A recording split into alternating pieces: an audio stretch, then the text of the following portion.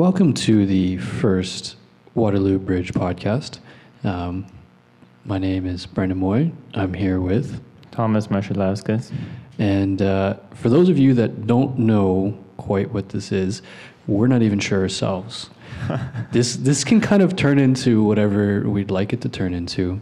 But basically, what we're thinking here is that this Bridge podcast can kind of be an open forum for us to talk about architecture, news, politics, things that interest people. We can bring guests on and such like that to discuss interesting things they're doing in the school, or even just locally. If there's something locally that's happening that people would be interested in hearing about, that we could do something like that.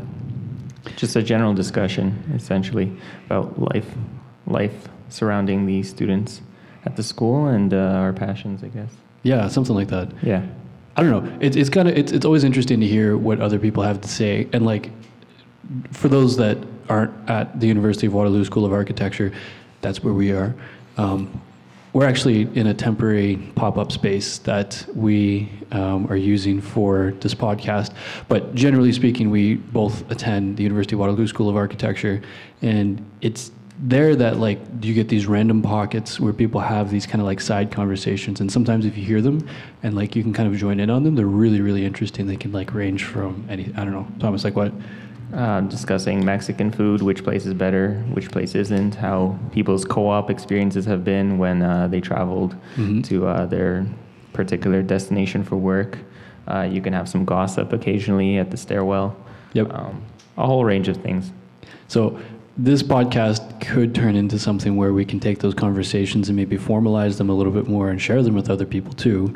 And this can also turn into something to promote what other people do inside the school, and even potentially you who's listening to this podcast and watching this podcast, maybe you wish to attend this school and you'd like to know what kind of culture goes on here, like what's studio like, or what is a studio? What do you do in studio?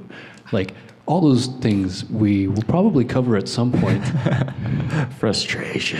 The frustrations of studio and loving your project 1 minute and hating it the next second. Stuff like that. Yeah, just, you really have to experience it, and this is basically an outlet to let you guys get some more information, so we're glad that you're tuning in. Mm-hmm, indeed. Well, let's just cut the formalities really quick, and then we can get back to talking about other interesting things and stuff like that. So, as we said before, I'm Brandon. This is Thomas. Yes. And we are doing this podcast under a student organization called Bridge. Now, what Bridge is kind of like how to describe it? It's like a student body that represents the interest of like the School of Architecture in a sense. So they do all sorts of projects and installations sometimes. Events as well. Don't forget the events. Events as well too. Like they did like a postcard event not too long ago. Also in the same space that we're in right now. And also it's important that they have a active internet presence, because one thing that is pretty common in our school is we go on rotation a lot. And people might be overseas and not exactly at the school at a particular period, and then they come back and then the other classes switch. So because we're online, we are able to actually keep the community more or less informed via things like Instagram and the website. Mm-hmm. Yeah, the website's definitely a great place for people to check out what Bridge is. I mean, there's the boilerplate. We can tell you about how it was founded in 2012, and it's an organization that architecture students are a part of and kind of feed back into, in a sense. Like, Bridge is kind of almost more of like an open platform in that sense, where like if you want to do something and you suggest it to the group, then they'll be like, go for it, and we'll help you succeed in whichever way you need to. And then your success kind of feeds back into what Bridge is. So it's this kind of like amorphous thing that you can like make it to be whatever you want it to be. Exactamente ese. Let's roll with the intro. Okay, so just a couple more things here. The website's back after a brief hiatus. The website was down for a while, but it was the Christmas holidays. The website needed a bit of a break from everybody. Exactly. It was seeing too much traffic, and it decided to close the door, and it was down for a little bit. But exactly. I've been informed that the website is now back up and running. And the website is actually a good place to kind of see all the stuff we're talking about. You can see thesis defense and stuff like that, and you can see, just student life. There's playlists that people put together and talk and like say like, this is what I'm listening to right now while I'm working. Like, it's really, really nice to listen to that. And additionally, too, I've been told to notify everybody that Bridge is always looking for new contributors, whether you think you have an idea of something you want to document or you want to write about.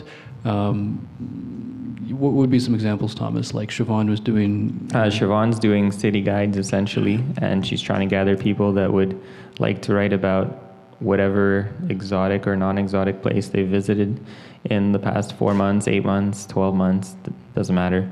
Essentially, you just write an article and let people know about all the cool places in whatever particular city you are in, what they're all about. And also Valerie's running a similar thing, except with photographs of, like, just a pair of photos that each individual can contribute, and they're going to be posted online as an article as well, so you can just scan through some of the highlights of people's experiences.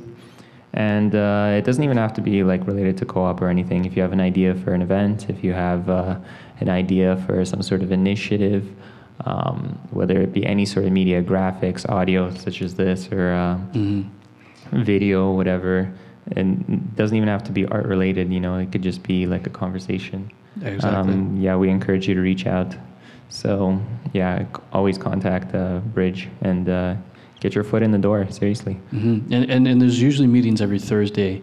Most times they're in the loft, I think was where we had the last one. Yeah. Yes. And so if you're interested in even just coming out and just listening to what other people have to say or might want to talk about and stuff like that, or if that might be a way for you to find out more about Bridge in terms of an internal working perspective and stuff that you might want to suggest or try with Bridge, if that's kind of maybe a good place to start if you're not really sure what you want to do, but you might be interested in doing something. Just attend a meeting or something, see what other people talk about, see what's on the plate for this term. So Brandino, what is it that we want to say? I'm sure the viewers would be interested. Sure, they must be interested in what? What we would like to say, because we've been talking about Bridge this whole time, but where are we going? Well, I figured for today, there's maybe like 3 topics that we could hit. That way we don't like bore people to death with our voices for 3 hours. Well, I kind of like your voice. It's very soothing. Yeah, cheap compliments. Cheap compliments. Thank you. They mean a lot, really. At the end of the day, like, I live for those cheap compliments. Those are what really, like... Just collect them. Just put them littering the place with them. Put them in my top pocket, and I just like...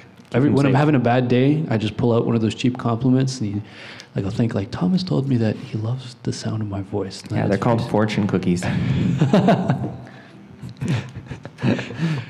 Anyway, okay, so for today on our Bridge podcast, we have kind of 3 big things we're going to talk about, and we're not really sure how they're going to go. Also, as a quick disclaimer, this is probably written somewhere on the website, but the views and opinions that we express in this podcast don't necessarily reflect the entire body of either Bridge or the School of Architecture or something like that. These are kind of our own opinions, and we're kind of talking about the things that we're interested in talking about through an outlet within Bridge. Exactly, but please don't go to the Bridge storefront with a torch and burn the place down because of something that we may or may not have said. We apologize in advance. Yes, we do. I mean, we're going to be voicing both sides of the topics we may talk about, and we're going to be talking about some interesting things and stuff like that. And so you may agree with us, you may disagree with us, but that's the whole art of conversation. If everybody agreed on the same stuff, there wouldn't be any conversations to have. It'd be very, like, monocultural society. What? That has no connection to anything. You don't think so? No, I totally disagree. It might not be as flavorful, but the monocultural has nothing to do with that. Okay, well, monocultural or not. Already we're going with the arguments. Exactly. This is exactly what we were just talking about. Okay. All right. So, introduce yourself, Brando. Okay, well, I mean, I'll introduce myself, I guess, in a little bit more detail, and then you can do the same, and then we'll talk about what we talk about. Sound like a good idea? Yep. Groovy. All right, so I'm Brandon. I am in 3rd year. I have worked both terms in Toronto. For those of you that don't know what school is, it's basically like a 5 and a bit year architecture program in which it's 5 years. Yeah, it's 5 years. Where basically you go on a co-op rotation every 4 months, and so you can kind of apply wherever you wish to apply, and so long as you can find a job there, you can work there. So I've spent my past 2 co-ops working in an office in Toronto that's not too far from my house that did a lot of condo work, which, while it may seem boring, is actually super useful when it comes to like construction and stuff like that. Like I know everything there is to know about like concrete for buildings and stuff like that. Oh yeah, just toot your own horn. Well, I mean, okay, sorry, that's a bit of an exaggeration. I forgot to say exaggerations are a part of the show too. Okay, but what have you done besides working in Toronto? Like, okay. Who are you? Okay, so like I said, third year, 20-something student. My interests mainly are like architecture is definitely a big one, but then music's another thing, which is going to lead us to talk about something a little bit later, right? Exactly. Music's the other thing that kind of interests me, and at the moment I DJ and produce. We have a channel that we do that all out of, but we'll get to that later. And I can't think of anything. Should I talk about my background? Yeah, sure. Why not? Okay, I'm a bit of a mixed breed. I don't really have any pure line of anything. Like, I'm basically a mutt. I've come to terms with that. And so my dad's background's South African, my mom's background's American. I've lived both in Canada and the States for about 50% of my life in either country. So I can speak on American politics if we go in that realm, or we can talk about American history, or we can talk about Canadian history, and we can talk about the culture in both parts of the countries. Yeah, we could. We can skim through it. We can be general. Maybe. Okay. But anyway, so that's my background. Thomas, why don't you tell everybody a little bit about yourself? So, yeah, I'm also a very mixed kid, I guess you could say. My parents are from Eastern Europe, Lithuania specifically. I don't know, I kind of moved to Canada when I was young, about 4, but I've more or less grown up around either in Toronto or around the Toronto area. I like visual arts a lot, painting, photography, graphics, especially nowadays, typography, hand lettering, things like that. I recently came back from a co-op experience in Holland, actually, in The Hague, working for a firm of about 65 people over there named Atelier Pro.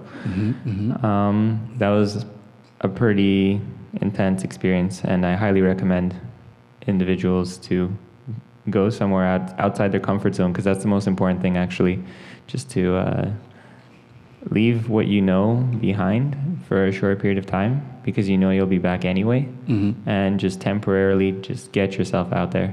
So that's a little bit about me and what I've experienced relatively recently. And so now we're back. Yeah, you guys might later find out that I really do enjoy talking about politics. Sometimes I get in trouble. So I'm trying to do my best to stay more or less neutral.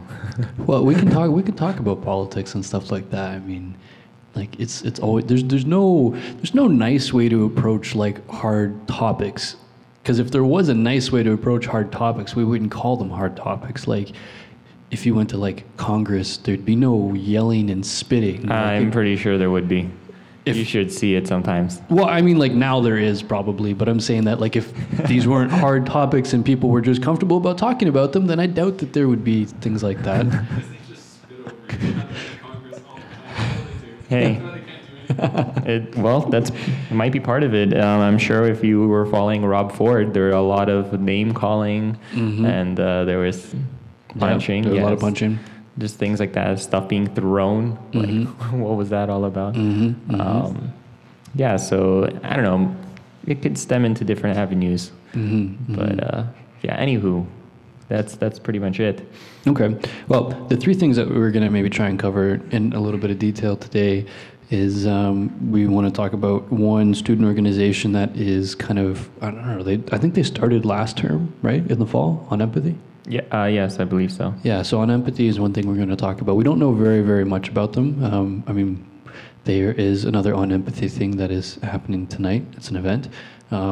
And we'll get to that in a little bit more detail in a second. The other thing we were thinking about talking about is the status of Greece. What do you think, Thomas?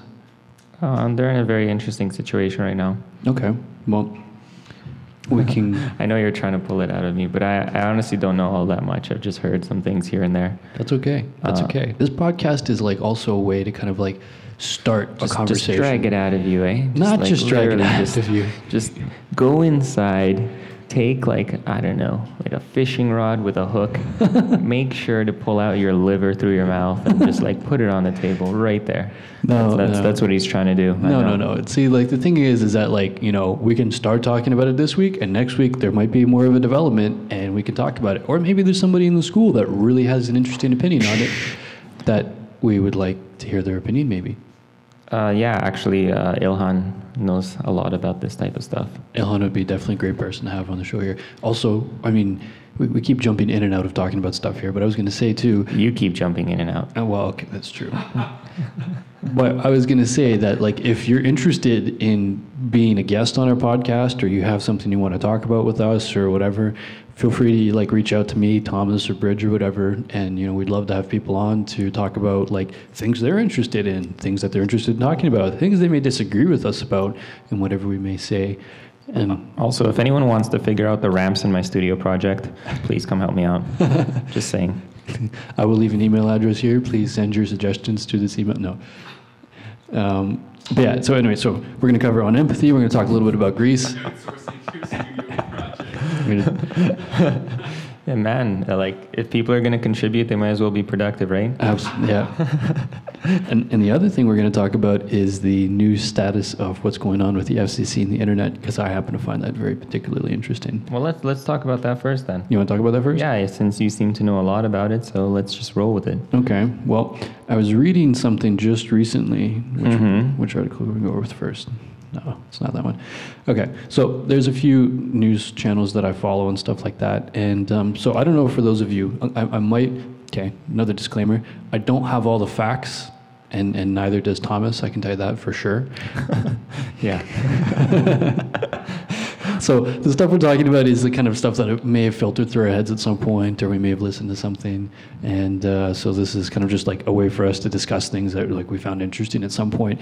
We may source some of our information, we may not. This isn't necessarily like CNN where we've got a writing staff of 500 people to cite. It's more like Fox News. No, it's not Fox News. Even if you like Fox News, it's great, it's fantastic, but we're not Fox News.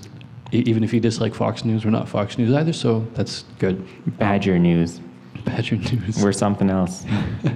Anywho, so I don't know if many of you know about what the FCC is and what's been going on the past couple of years, but the FCC is kind of, it's an organization that kind of oversees telecommunications and other stuff like that. And I think it's the States is specific to the FCC, and then I think there's like a global community that represents the same things. But basically, I think it was last year or a year and a half ago, the FCC looked to privatize the internet and start to change people's access to information online. And I think they did that under a bill called like it's SEMTA, SARPTA, SOPA. SOPA was one. Oh yes, I heard about this. SOPA was one, and then it didn't pass, and then they tried to do it again under another bill, and it didn't pass. So to kind of just recap what I remember, that they wanted to privatize the internet because they wanted to make more money out of this, as does everything that goes with privatization, and so they were looking to really privatize it, and in privatizing it, that was going to affect content creators and stuff like that. Obviously, if you're like a large company that like exists outside of the internet, you would be rather unaffected by this because like CNN, they have CNN on TV, but then they have like their web stuff. So if they lost it, like they wouldn't be too affected by web stuff like that. But for all like the smaller startup companies and stuff like that, like I know there's a lot of like YouTube channels I follow that talk about like news, or they talk about interesting things and stuff like that.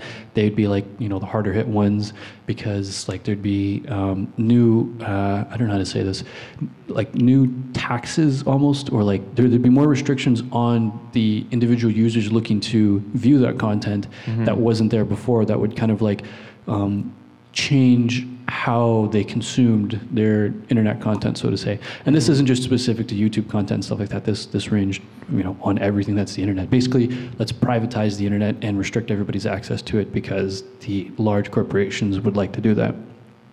So the thing that I came across today was that the FCC looks to propose a new net neutrality regulation in favor of free open internet, which is a completely different conversation than has been had in a while. Previously, I was watching a John Oliver segment, and great host, and he was talking about this to where, in what I described, the internet being privatized, that was like net neutrality, that there was this fight from everybody, from all like the users and stuff like that, that want like a free and open internet, because really the internet is like a platform for people to do with it what they wish. Well, really the internet is technically a global commons, is not? A global commons, like a global forum almost? Like water, for example. You can't exactly, I don't know, just hold water in the ocean and contain it and make sure it doesn't flow to like a neighboring country. It doesn't really work that way. That's what a global commons is.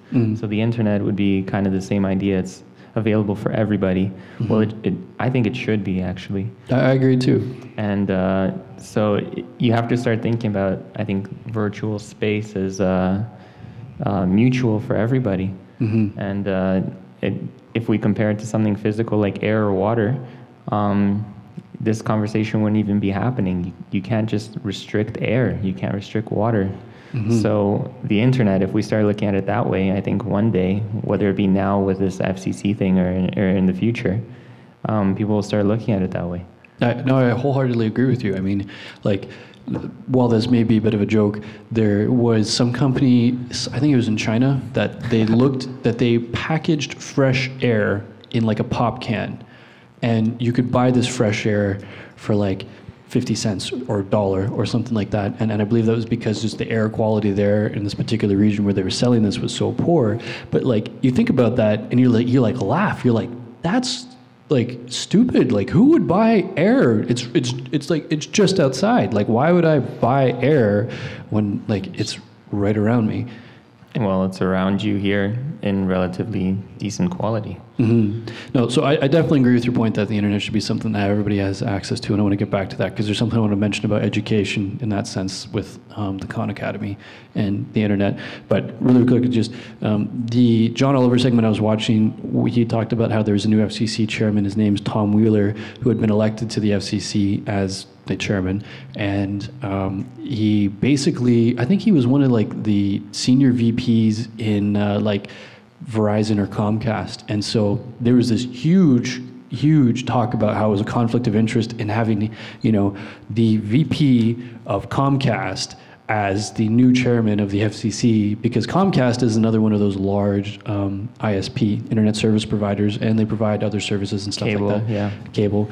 And it was a huge conflict of interest because here's somebody who was very business-minded and focused on privatization and other stuff like that, coming from a huge company that was fighting the people on this net neutrality conflict. And here he comes, and he's instantly elected as, or not instantly, he was elected as just like that.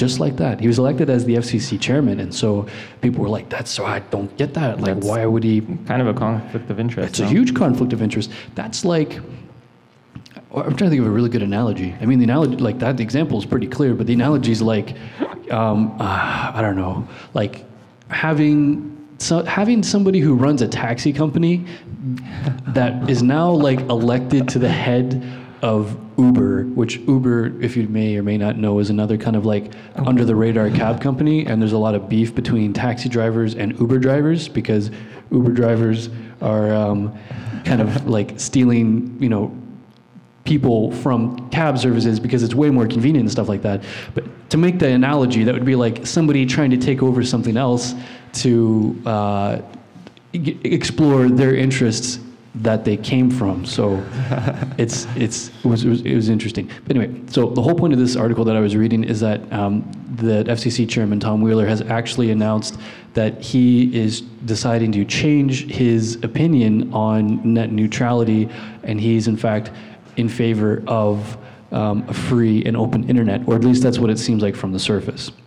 Yeah, well, honestly, that should be open. That should be free. Like, you go outside these days, you get so much Wi-Fi reception no matter where you go. Mm-hmm. It's pretty much a fact of life these days. You can't even be bothered to stop inside somewhere. Maybe looking for directions or whatever. You don't stop and ask people anymore. You get on your GPS, you find out you're on that 3G, 4G, whatever LTE connection, and there you go. Exactly. It's just that convenient. But you had mentioned something earlier, Thomas, where you talked about, like, you'd think that the internet should be free and available for everybody else. And I said I wanted to talk about that on the point of education and whatnot. Oh, okay. You're saying education should be free. Well, available. No. I mean, like, yes, education should be free. And the reason why I mentioned that was because there's a service, sort of like a school now, called the Khan Academy. Yes. I'm pretty sure that everybody at some point has found Salman Khan's videos to teach them physics before their physics exam in grade 12 or something like that, because they haven't been paying attention or whatever. Or, like, I don't know, you teach yourself microeconomics while you're busy doing something else. Like, but the point is that, like, often, I mean, like, I kind of taught myself microeconomics while I was working on co-op because my work was bland at other points and whatnot. But the point I'm trying to make here is that, like, there's this the Khan Academy is something that they're looking to teach people, and they're looking to have, like, a standard of education across the world, because there's parts of the world where people don't have access to, like, good schools, and, like, they don't have access to a proper education and whatnot. And, you know, while their education may be very rudimentary and basic, it's not, like, on the same playing field as everybody else. So they're, in fact, at a very big disadvantage when it comes to, like, applying to, say, universities, and they don't have that same standard of education that other people in North America do. Well, yeah, but there's also places in the world that you can buy 107 portions of ice cream for $27 and have the whole village enjoy that. And by that I mean Cambodia, which I just recently saw on Instagram. Somebody I follow goes to Cambodia pretty often, and that's what he said. So it's not just education. It could be even monetarily, resources, ice cream in this case. Sure. So, but I think, yeah, the Khan Academy is, it's a very noble task that they're trying to do, and I like that goal. But the point I wanted to raise about the Khan Academy is, this goes back to the internet and the FCC, is that, like, where they're bringing internet to more and more people around the world who haven't previously had it. Now these people that have this internet connection now have that access, should they choose to this, you know, standard of education that I was talking about that the Khan Academy kind of supplies.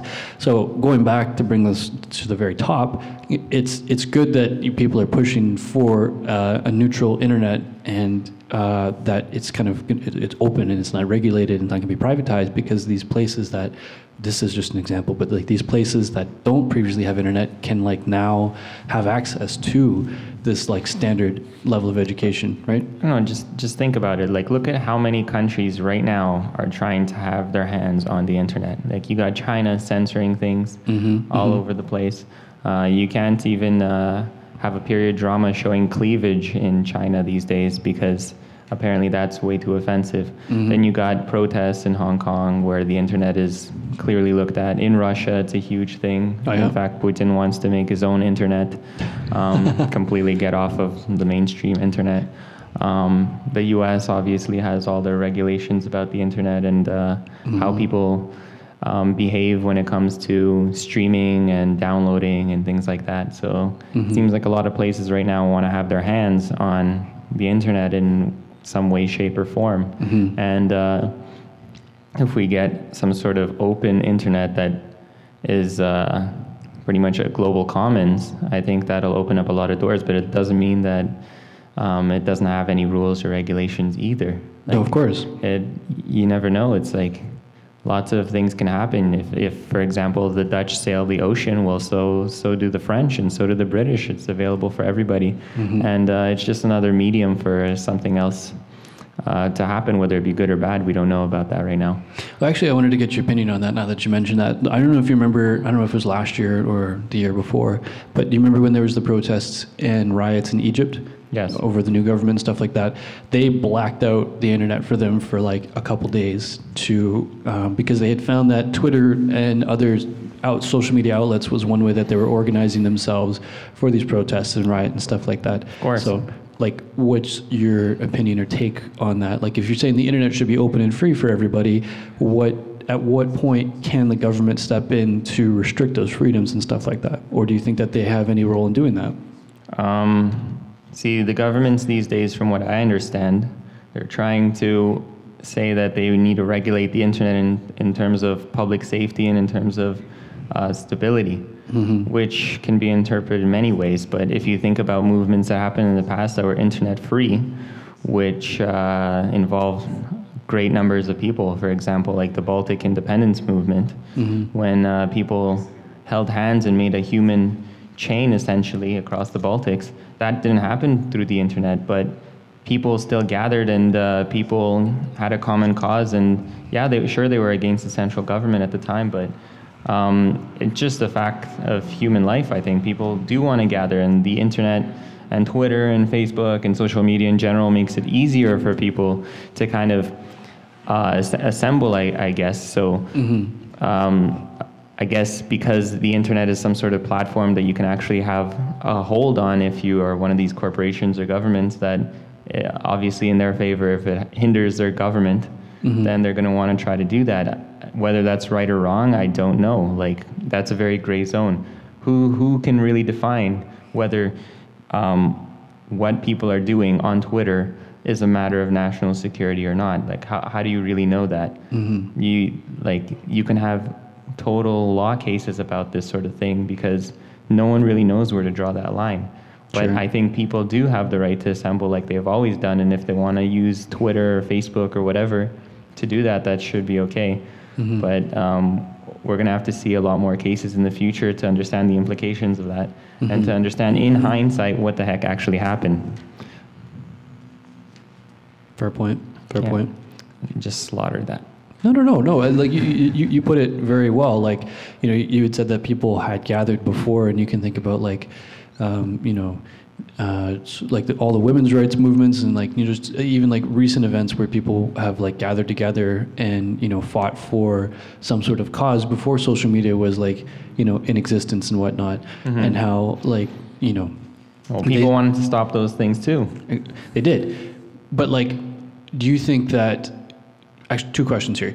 Do you think that, going back to the example of Egypt that I'd used, do you think that in blacking out the internet in that country, do you think that slowed down or stopped people from assembling? Well, I would have to be on the ground to actually know that, but I think that if I were in that situation, that would kind of frustrate me, but it depends. Like, if you have a powerful leader, they'll get around it. It doesn't matter. I think that the people that are not completely passionate might see that as a hindrance, but then again, they aren't the biggest key players anyway, because if that already stops you from whatever you believe in and what you're assembling for, then you're not very, I guess, committed to whatever that cause is. So I think in general, the internet, yeah, it can, maybe it weeds some people out. Maybe it does, but they're not the key players, they're not the big boys. And so the big boys will just keep playing. Well, I guess that also raises another question I wanted to ask and get your opinion on. Like, in these places where like there's conflicts going on and there's not necessarily like mainstream media covering these events, and they're uploading like samples and just like 10-second clips of like what's happening in those areas, do you think that the government has a role in blacking the internet out there and in trying to stop the violence and stuff that's happening there? Do you think one of two things, or maybe something else? Do you think that if there are these violent things that are happening, and the government decides that they're going to black out the internet for those people, so there's not this like cycle of people feeding back into each other to try and like I don't know, burn the fire higher for their cause? Or do you think that if the government blacks out the internet for those people, that they'll be more riotous in that sense?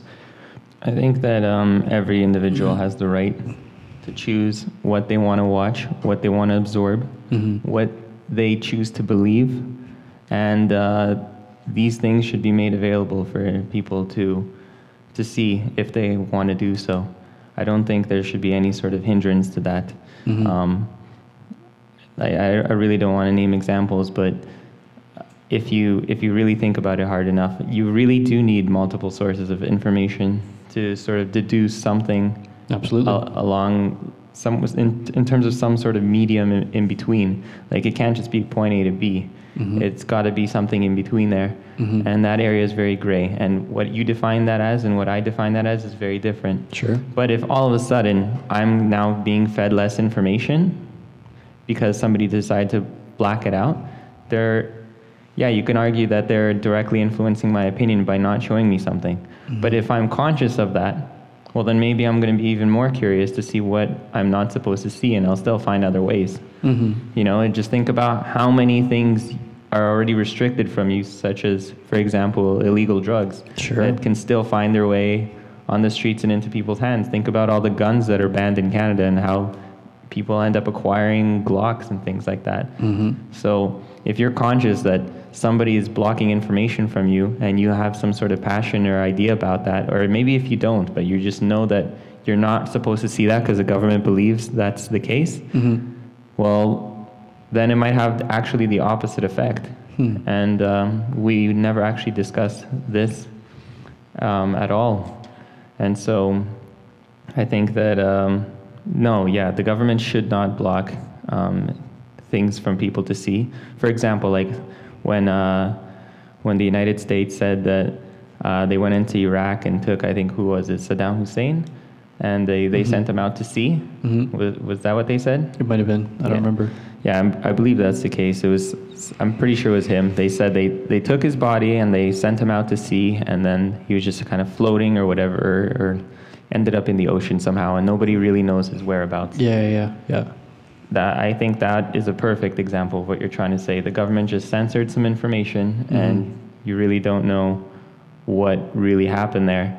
And who knows if that's for the better or for the worse of the population, but I think it should be in everyone's sort of best interest to really be conscious that things like that are going on, and to be curious. And if you're not paying attention, well, I don't know, maybe ignorance is bliss. Who knows? Interesting. Yeah. Well, do you want to talk more about this, or do you think we should move on to something else here? I think we should move on. Okay. You want to jump into Greece? Yeah, we could talk about Greece. Okay, we'll talk about Greece for a little bit. So Greece recently elected a new president. And from what I am deducing and from what I've heard, it's that Greece does not want to actually, they're not interested in paying back their debts to other countries. Wow. Do you want to give a little bit of background just in case people who are listening or watching this don't actually know what you're referring to or talking about with Greece having to pay back its debt and stuff like that? Well, in recent years, Greece has been under the lookout of several European countries. And that's because they're in an unfavorable economic situation. They've been receiving lots of loans. And I'm not exactly sure about the numbers, but it's pretty logical when someone gives you a loan, you got to pay it back. And so right now, the situation is Greece has a new president that ran on a platform that basically said, well, actually don't worry about it because we're not exactly going to abide by the rules of the austerity measures that were put into place for. People are kind of getting sick. And so they're saying, yeah, we might not actually pay back those fees. And I know for a fact that Germany has a lot of money invested into Greece because of this situation, and they might not get it back. So right now we have a situation where people could potentially not be keeping their promises at the end of the day. Sure. It's pretty much that simple. Okay. And but then again, you kind of have to look at it on the flip side of the coin. Like maybe these sort of austerity measures are a little too drastic. We don't know. No, but do you think, like, I'm sure that Greece isn't the only country that received bailout for when they were in an economic downturn, right? Am I right in saying that? So do you think that this might also set a precedent for other countries to just be like, oh, well, if Greece did it, then why don't I just do the same thing? Like, well, lots of things can set a precedent. Like Russia goes into Ukraine's borders every day. Well, not every day, but like they've done it pretty often. So, yeah, and that's not exactly abiding by the rules either. That also shows other countries a different precedent. So, so really, right now, what we're seeing is a climate where, you know, the rules are kind of changing these days. Whether it be for the better or for worse, we don't know. But definitely that shows an example. If, like, for example, you have an older sibling doing something that, you know, they're not supposed to be doing, and they get away with it, well, that shows you that, hey, maybe I can do that next time. Maybe I can just go steal the cookie from the cookie jar because no one's watching, you know, or no one's going to get me in trouble. Or if they find out and they're not going to do anything there's about no it. consequence, well, then that's okay. Even though deep down you might know it's not okay, but in certain situations, if things just slide like that, well, that's just going to happen. So I think we really have to keep watching like the developments of this thing. I was recently reading an article about this one guy. He really believed in, well, still believes in the idea of the European Union, and about how it's basically a system of equals, with a mutual goal of like promoting democracy, human rights, things like that. Sure. Nowadays, it doesn't really look like Europe is a collection of equals. In fact, when I was in Holland, I heard a lot of people saying that they're going to change the rules in Holland about regulating, for example, drug use and the sex industry in Amsterdam. And that's all being done because supposedly, from what I've heard, Brussels doesn't like it. So you have a situation where, you know, a country is not exactly sovereign anymore. Their capital only has certain legislation over what happens in their boundaries, and it might happen overseas or like in a neighboring country that they tell you what to do. And that's always been going on actually, but it's actually pretty transparent these days. You can really see how something happening, for example, in Brussels will have an effect directly on another country. And that's kind of the situation in Greece, I think, that, you know, they've lost their sovereignty in a sense because other European countries and the rest of the world are kind of telling them what they should do and how they should live. And they probably feel like it's not fair. And that's why they're really maybe going like this. Okay, I have something to ask you on that point too as well. Do you think that, like, because do you really? I think you mentioned a number earlier to me today. It was like something like $206 billion or something like that. The figure I read today was 242, something like that. $240 billion. Sorry. And that's how much Greece owes back to the European Union, which is predominantly loaned out by Germany. That's what I've heard. Yes. So, do you think? I mean, like, I guess. Do you think that, like, they should have cut Greece off at some point? Because, like, now... Well, you can't cut people off like that. It just doesn't work. Okay. Like, you kind of sign up for the EU, you got a lot of strings attached. You know, I can't just, like, oop, I leave all my connections, and there you go. You'll have, like, cords that are just, like, there you go. They're just left.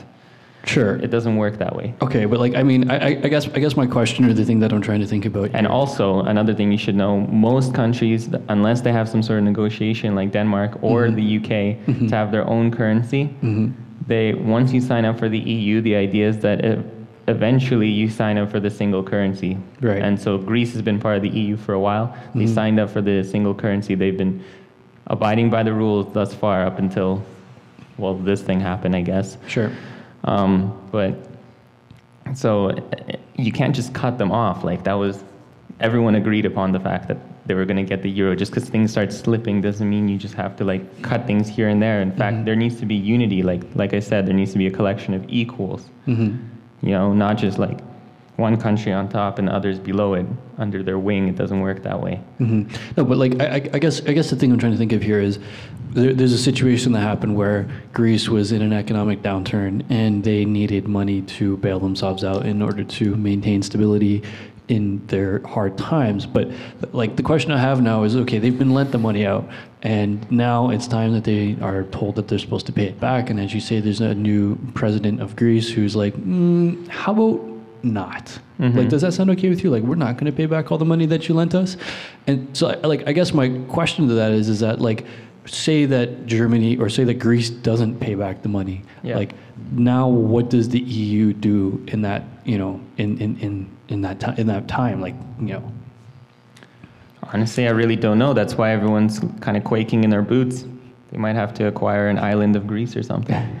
They might have to sell their islands like Crete or Lesbos or something. I don't know. I really don't know. And sorry, I didn't mean that as a joke or anything. No, but I mean like it's like no one knows the future about this situation. And we'll have to see, because I don't know. I think at the end of the day, there's going to be fluctuations like this all the time with any sort of country. Like if you look at any sort of empire that's existed in terms of history, they've always had their up times and their down times. And perhaps this is just a little bit of a downtime. So maybe we have to look at it in a very bright way into the future. Maybe they'll have enough time again. So, but right now we're kind of like in a cloudy zone where we don't know what the actual outcome will be. But heck, I've met some Greek people when I was in Europe. And one guy was about to, this was in Holland actually, one guy, he basically said that he doesn't want to go back to Greece because the economic situation there is really bad for him. And he's pretty educated. He works in the aerospace industry. That's cool. And he was young. He was like 28, 29, around that age. And it wasn't just him. There were a lot of other people I met. There were 5 people.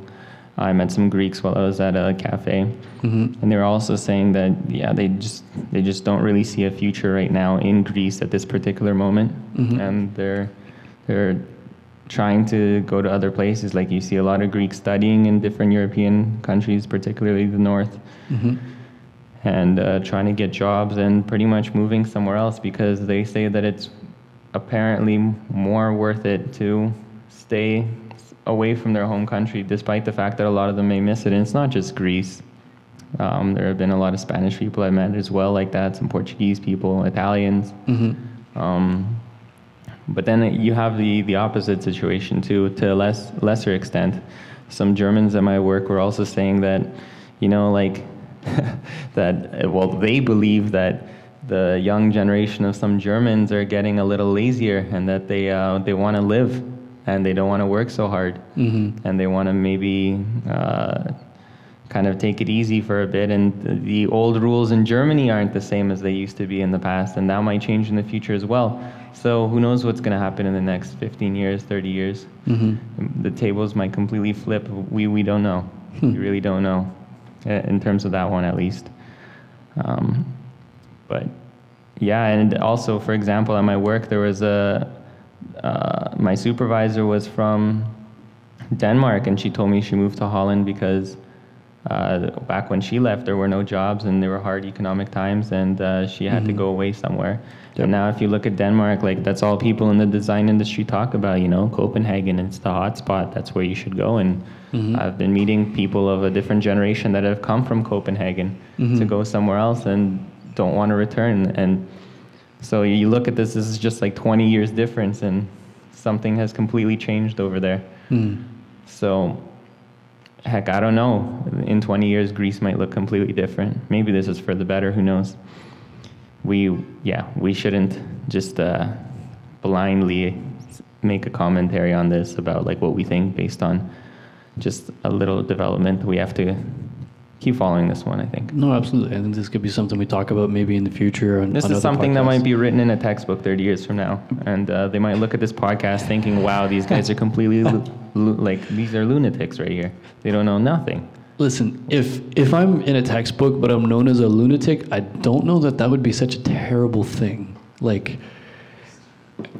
Well, I don't know. Think about how you would look at a history textbook right now about like World War II or whatever. Yeah. Depending on what country's perspective you read it from, that's the text very true, is very actually. different. That's very, very true. Not to stereotype or anything like that, but covering American history was very different than Canadian history, especially when we got up to like World War I and World War II, and we were reading about a lot of the battles, and it's like, and the Americans showed up, and because they showed up, everything was 100% better, and they did everything. And then I'm like, okay, and like this is like me in grade 6 and 7, because history was, at least in the school I went to, history was something that was like rammed down your throat. Like we had like basically 2 history courses in one history course, because the years above us hadn't done so well, so they just were giving us like workbooks on reading about more American history and more American history and more American history.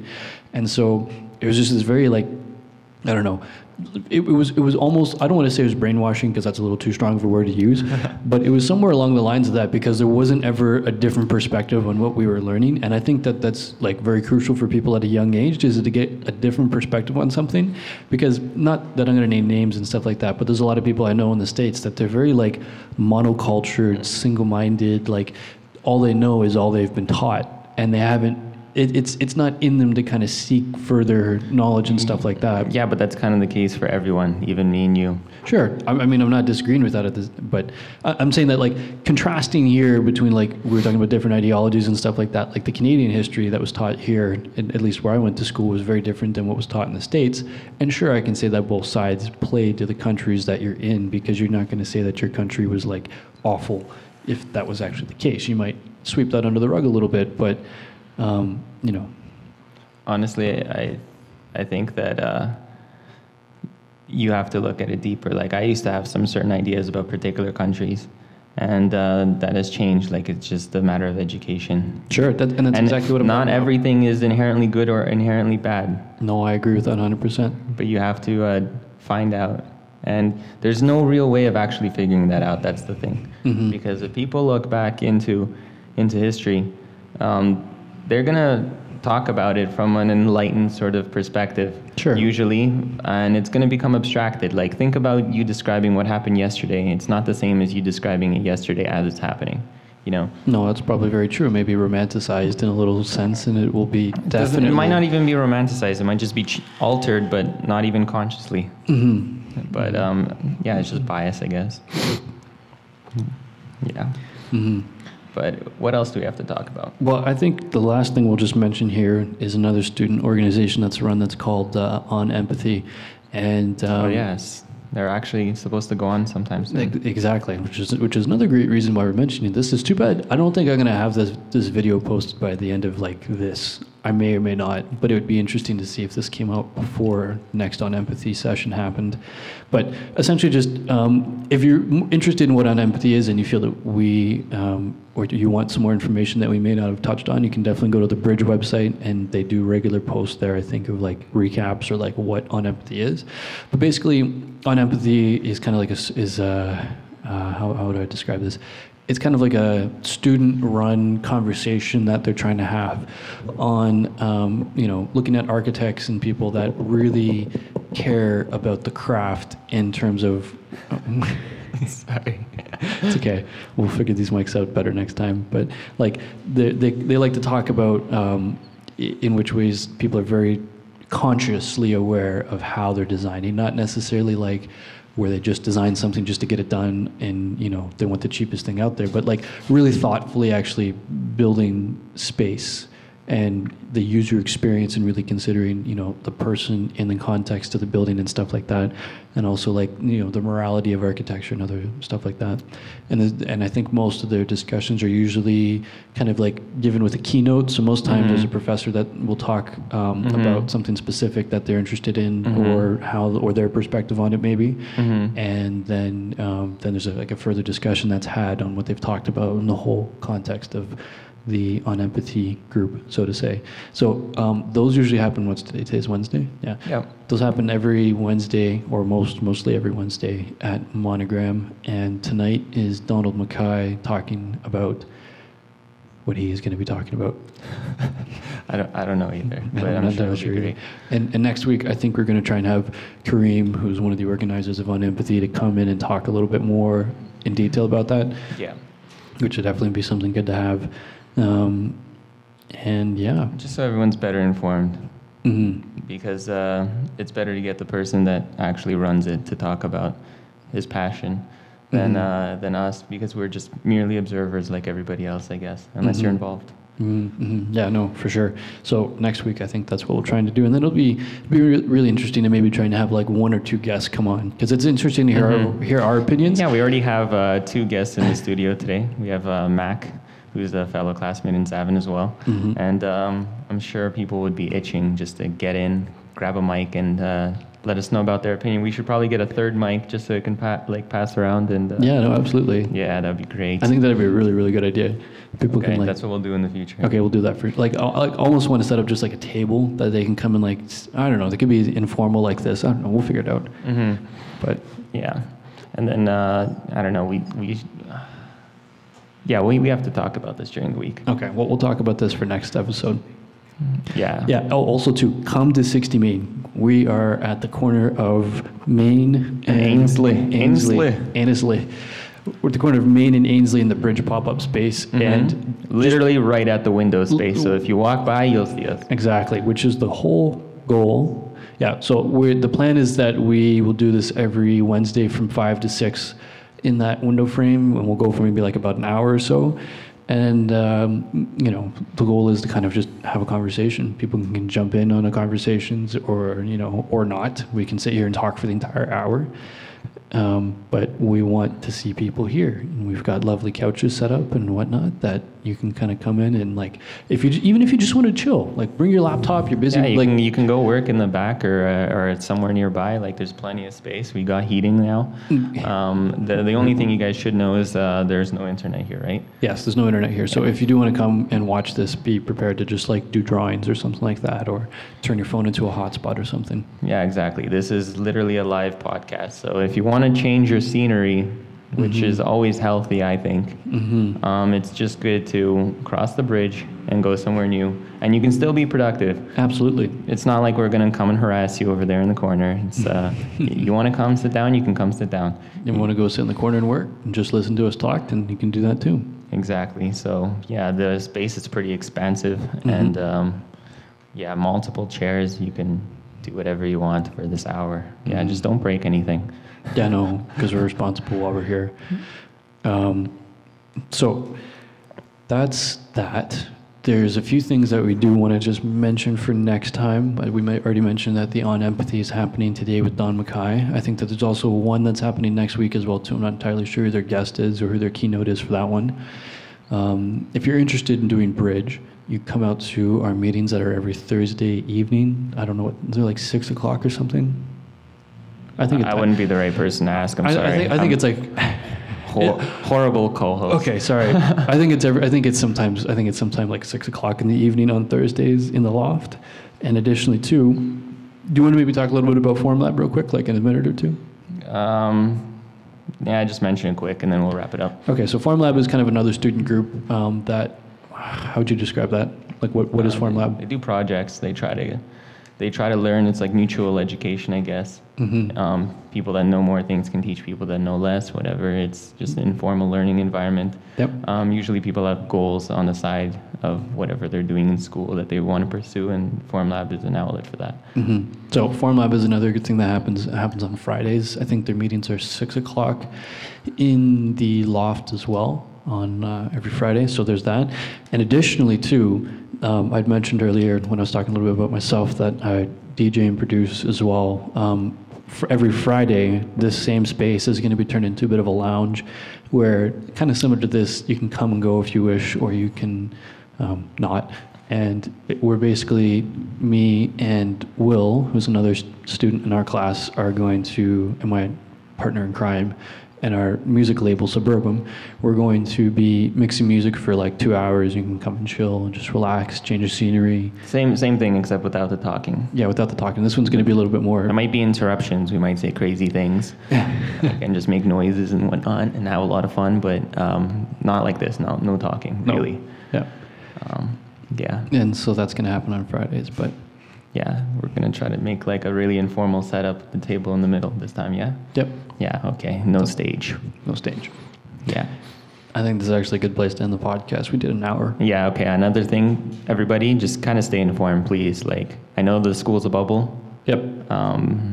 Stay informed. Just try to keep in touch. Things happen, you know? Thanksgiving, things like that, Jewish holidays, like...